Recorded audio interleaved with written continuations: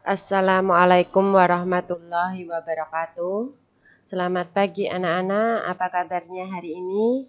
Semoga baik-baik saja. Senang bertemu kembali dengan kalian pada kesempatan hari ini. Kita masih belajar tentang mata pelajaran tematik. Sebelum kita mulai, awali dulu dengan membaca basmalah. Bismillahirrahmanirrahim. Pada pertemuan hari ini kita sampai pada tema yang ketiga, subtema 2, pembelajaran yang kedua. Adapun pokok bahasan yang akan kita bahas pada pertemuan hari ini meliputi 3 hal.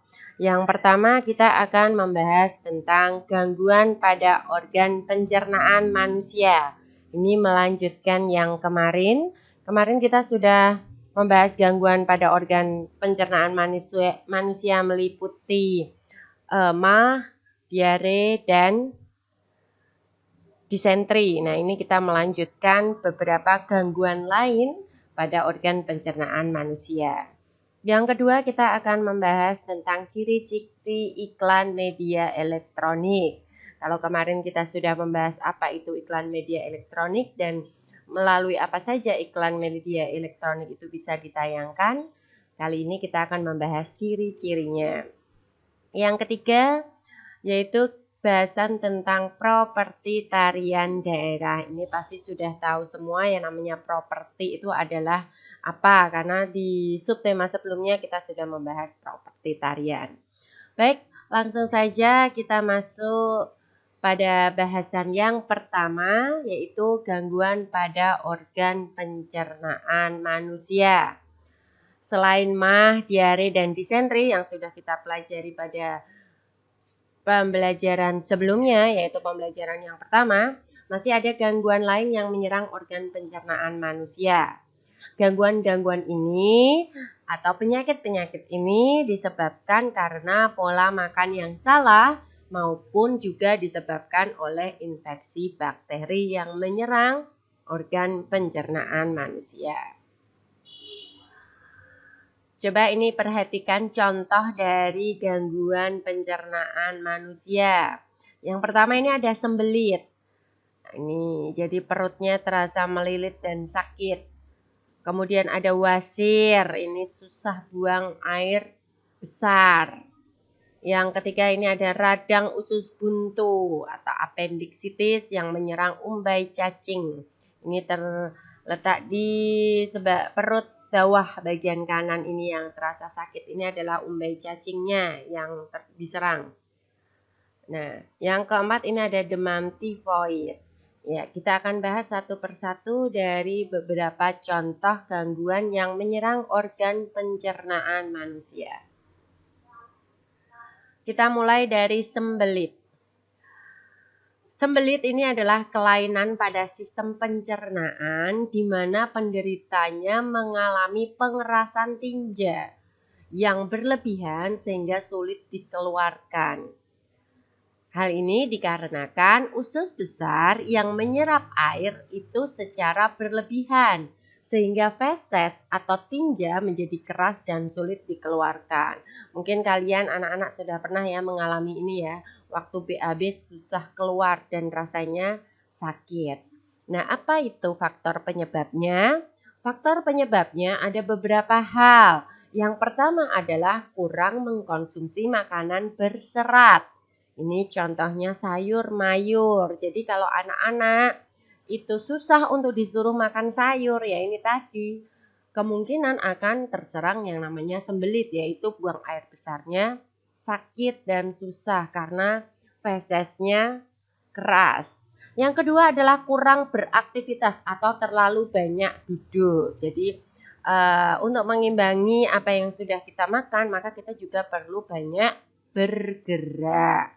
Bergerak yang positif ya. Yang ketiga adalah wanita yang sedang hamil. Ini juga kadang sering terserang yang namanya sembelit. Maka dianjurkan untuk sering-sering mengkonsumsi air putih ataupun makan makanan berserat. Yang keempat adalah pola makan yang kurang baik. Ini tentu saja karena makan yang kita makan kurang mengandung serat. Kemudian bagaimana cara mencegah dari penyakit sembelit itu?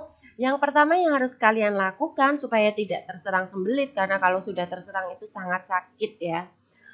Yang pertama adalah memperbanyak minum air putih. Ustazah tekankan ini air putih, bukan air es atau air yang berwarna, berasa. Ini yang paling bagus adalah air putih. Air yang bisa kita minum setiap harinya. Yang kedua adalah makan makanan yang berserat. Maaf ini tulisannya salah ya. Berserat seperti sayur mayur, buah-buahan. Yang ketiga, biasakan buang air besar yang teratur. Artinya seperti ini. Kalau dalam sehari kalian membuang air besarnya 2 kali, ya teratur mungkin pagi dan sore hari. Jadi setiap pagi mau mandi silahkan untuk mencoba mengeluarkan feses kalian. Nah, andai kata kalian sering atau gemar mengkonsumsi serat, pasti buang air besarnya pun akan lancar dan teratur. Yang terakhir adalah rajin berolahraga. Baik, kita lanjutkan untuk gangguan yang kedua ini adalah wasir. Wasir ini hampir sama dengan sembelit, tapi kalau di wasir ini ada pembekakan pembuluh darah di sekitar anus atau di dalam anus. Kalau bahasa seringnya kalian dengar itu adalah ambeien, ini adalah wasir. Penyebabnya yang pertama sama dengan sembelit, yaitu kurang mengkonsumsi makanan yang kaya serat. Kemudian sembelit yang berkepanjangan. Jadi kalau kita sering mengalami yang namanya sembelit, lama-lama bisa menjadi yang namanya penyakit wasir atau ambeien. Yang ketiga ini yang nggak boleh juga, mengejan berlebihan saat buang air besar. Jadi kalau kita susah mengkonsumsi serat, itu kalau mau buang air besar kan susah. Jadi sering kita mengejan. Nah, ini yang tidak diperbolehkan karena akan menimbulkan yang namanya wasir. Nah, gejalanya bagaimana? Gejalanya yaitu pendarahan setelah buang air besar. Jadi keluar darahnya. Setelah kita membuang air besar sudah sakit, habis itu keluar darah lagi. Yang kedua itu terdapat lendir setelah buang air besar. Ketiga, terdapat benjolan tergantung di luar anus. Yang keempat ada pembengkakan, rasa nyeri dan kemerahan di sekitar anus, serta mengalami gatal di sekitar anus. Ini adalah gejala-gejala yang apabila kalian sudah mengalami yang namanya penyakit wasir. Nah, ini kalau sudah seperti itu akan sulit kita hilangkan. Jadi, maka dari itu cara pencegahannya sama dengan sembelit. Banyak makan yang berserat, rutin buang air besar secara teratur, berolahraga. Ini yang harus kalian lakukan. Banyak minum air putih. Ini yang harus kalian lakukan supaya terhindar dari penyakit sembelit maupun wasir. Baik, kita lanjutkan untuk yang gangguan selanjutnya adalah radang usus buntu. Ini ada peradangan di usus buntu atau appendix atau umbi cacing. Pengertiannya yaitu radang atau penyumbatan oleh timbunan tinja yang keras dan atau benda asing pada umbai cacing. Jadi di umbai cacing ini ada di pojok kanan bawah perut yang berada di usus besar manusia. Nah, apabila umbai cacing itu kemasukan tinja yang bertumpuk secara keras, ini maka akan terjadi pembusukan di situ, terjadi infeksi sehingga adanya radang usus buntu. Nah, ini cara mengatasinya ya jangan makan makanan yang kurang serat. Gejalanya bagaimana? Demam. Jadi badan terasa demam, muntah-muntah, nyeri perut sebelah kanan bawah. Ini rasanya sangat sakit ya. Kalau pernah mengalami ini pasti tahu rasanya sangat sakit sekali di perut sebelah kanan bawah. Penyebabnya itu karena terlalu banyak mengkonsumsi makanan pedas. Ini yang terutama anak-anak ya. Dihindari makan makanan yang terlalu pedas. Terlalu pedas, Ustazah bilang terlalu pedas ini dihindari karena itu tidak baik untuk kesehatan. Kemudian penimbunan makanan yang susah hancur. Ini adalah makanan yang susah dicerna. Terakhir adalah kurang mengkonsumsi makanan berserat. Jadi memang pencernaan manusia itu sangat bersahabat sekali dengan makanan berserat. Jadi kalau kita memang pengen organ pencernaan kita itu sehat tanpa gejala gangguan atau penyakit tentang organ pencernaan, ya kita harus sering-sering dan banyak makan makanan yang berserat, bukan makan makanan yang susah dicerna oleh organ kita. Nah, cara mencegahnya, nah ini memperbanyak makan makanan yang berserat, hampir sama. Kemudian banyak minum air putih, jangan menunda buang air besar, ini juga sangat penting ya. Kemudian jangan menahan kentut, ini juga tidak boleh. Jadi itu cara mencegahnya.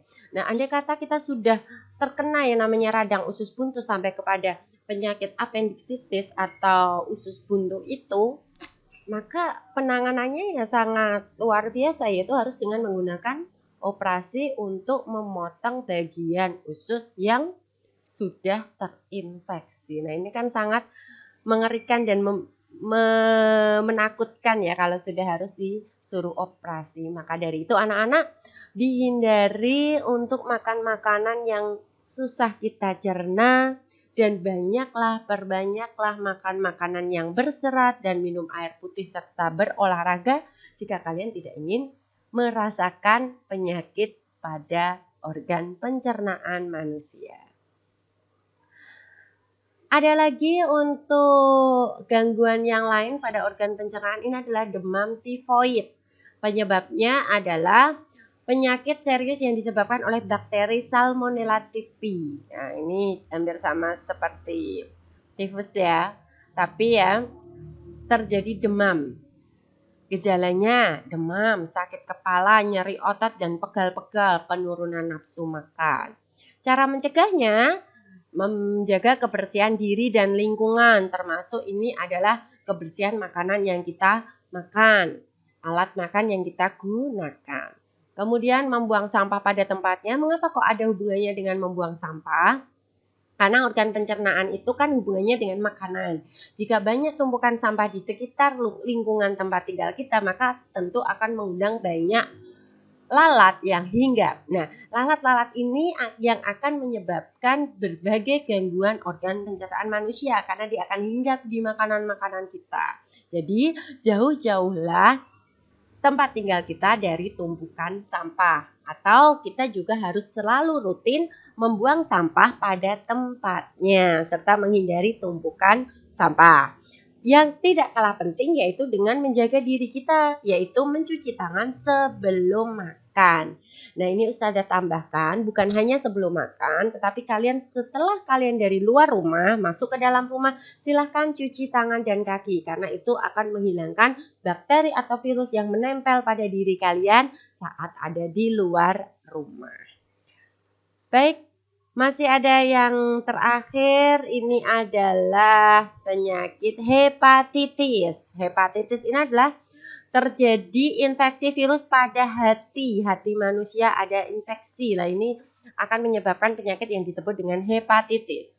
Virus masuk melalui makanan dan minuman atau juga bisa masuk melalui alat makan yang terjangkit orang yang terkena hepatitis. Jadi ini menular. Penyakit ini menular.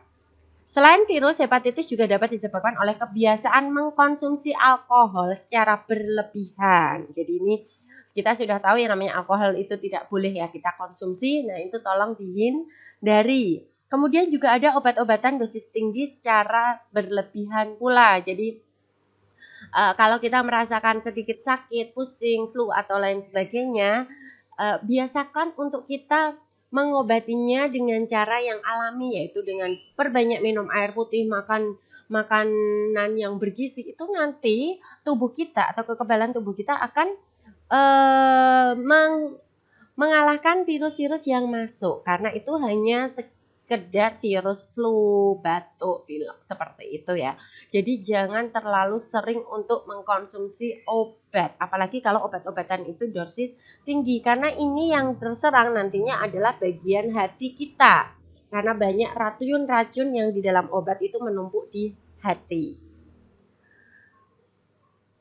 Selanjutnya kita akan membahas tentang ciri iklan media elektronik. Iklan media elektronik adalah iklan yang disiarkan melalui media elektronik seperti televisi, radio, dan internet.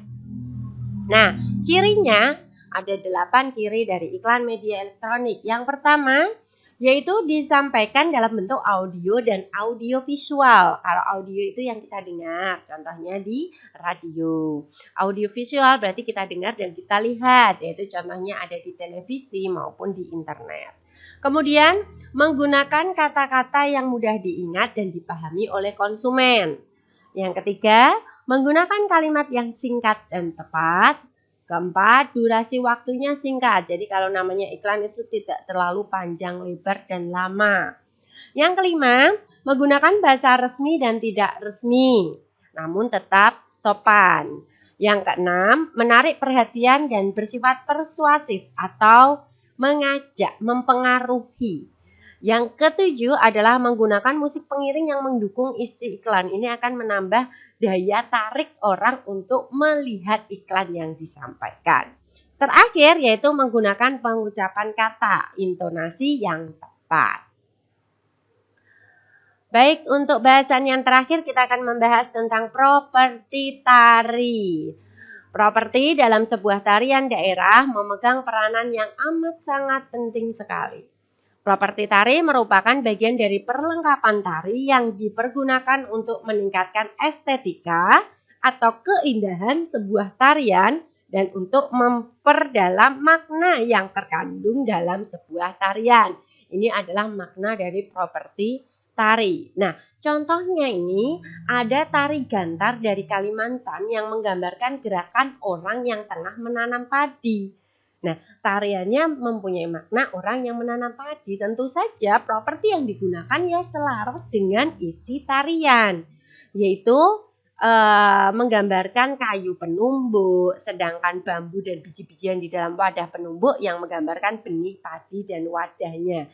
Artinya, isi atau makna tarian itu didukung oleh properti yang sesuai dengan isi tarian yang disajikan. Kemudian ada lagi contoh di Kalimantan juga terdapat tarian perang. Nah, kalau kita sudah berbicara tentang perang, tentu saja kira-kira sudah tahu ya properti apa yang dipakai pada penari-penari yang menarikannya.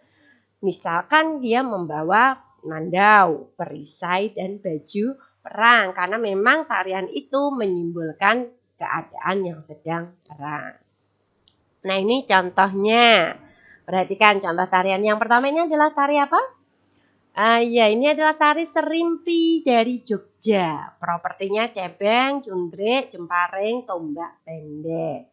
Kemudian ini ada tari piring. Ya, betul. Propertinya tentu saja properti utamanya adalah piring. Karena namanya saja sudah tari piring. Selanjutnya ini ada tari topeng. Tari topeng properti utamanya juga berupa topeng yang di bawah. Ini adalah topeng. Ada lagi contoh yang lain yaitu, nah ini adalah tari ngremo dari Jawa Timur ya. Ini ada sabuk, ada keris, dan ada selendang. Properti yang mereka gunakan saat menari. Ini yang selanjutnya adalah tari, ini bukan tari piring ya. Ini ada perbedaan. Ini dinamakan yang namanya tari lilin. Ya, propertinya tentu saja lilin. Baik, anak-anak, kita sudah membahas tentang berbagai macam tarian daerah, maka coba kalian lengkapi tabel berikut. Tabel ini juga ada di buku kalian masing-masing, buku paket kalian. Nah, ini ada beberapa tarian dari tari reog, tari kuda lumping, jaipong, baksa kembang, serempang 12, merak, dan topeng. Silahkan coba kalian lengkapi tabel berikut dari mulai asal daerahnya dari mana, serta properti utama yang digunakan adalah apa.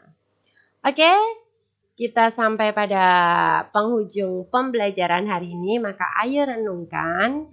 Tuliskan 3 hal penting yang kamu dapatkan dari pelajaran hari ini. Dari ketiga hal tersebut, mana yang paling menarik menurutmu? Mengapa hal itu menarik bagimu? Silahkan dijelaskan sendiri. Kemudian setelah itu, kerjasamalah dengan orang tua kalian di rumah setelah selesai mereka bekerja. Yaitu dengan bersama orang tuamu bacalah kembali penjelasan tentang gangguan diare. Anak-anak, di pembelajaran yang lalu kalian sudah bisa ya membuat yang namanya larutan cairan dan elektrolit atau kita sebut oralit. Nah, itu bersama dengan orang tua. Maka cobalah gangguan-gangguan diare itu kalian baca kembali dari mulai penyebabnya, gejalanya, kemudian pencegahannya. Kalau sempat, buatlah kartu informasi yang berisi penjelasan tentang penyebab diare. Baik, kita sampai di penghujung pembelajaran hari ini. Semoga apa yang sedikit Ustazah sampaikan pada kesempatan hari ini bermanfaat untuk kalian. Dan tetap rajin belajar untuk meraih cita-cita kalian setinggi-tingginya. Tetap jaga kesehatan, karena kesehatan adalah yang utama yang harus kita jaga. Jaga kesehatan diri dan lingkungan di sekitar kalian. Kita bertemu pada pembelajaran selanjutnya. Ustazah akhiri, wassalamualaikum warahmatullahi wabarakatuh.